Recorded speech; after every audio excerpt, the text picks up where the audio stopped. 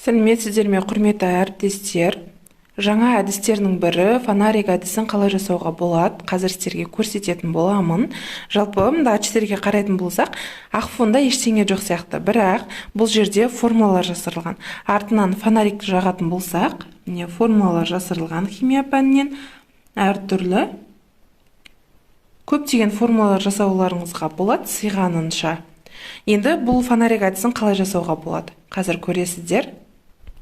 Егер сіз математика пәні мұғалім болатын болсаңыз, оқушыларға көбейту кестесін немесе 2 таңбалы санды қосуды үйреткізгілеріңіз келсе, химия пәнінен формулаларды жаттатқызғыларыңыз келсе, ағылшын тілі пәнінен әртүрлі сөздерді оқушыларға жаттатқызғыларыңыз келсе, осылай Word-қа тапсырманы орындап А4-ға шығарып аласыздар. Бірінші, берілген тапсырмаларыңыз фонарик арқылы көріну үшін бірінші бетіне 2 ақ парақ, осындай таза ақ парақ болады ғой, 2 ақ парақ жапсырасыздар.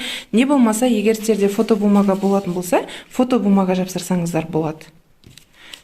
Енді бұл жаңағы тапсырмаңыздың артқы жағында көрінеді ғой, сөздеріңіз артқы жағында көрініп тұрады. Сондықтан таза ақ парақтан 1 ақ парақ жапсырып қойсаңыздар болады. Сіздерге көрсету үшін жаңа өзім айтқандай бірінші бетіне 2 таза ақ парақ жапсырдым, артқы жағына 1 ақ парақ жапсырдым. Енді астында фонарик тұр менде. Фонарик арқылы қарайтын болсақ, жаңағы сөздеріміз көрінеді. Формула болса формула, сөздер жаттатқызғыларыңыз келсе сөздерді осылай қойып қойсаңыздар болады. Жалпы телефонның фонаригі де жарай береді, болмаса арзан фонариктер бар ғой, соны сатып алып, соны қолдансаңыздар болады.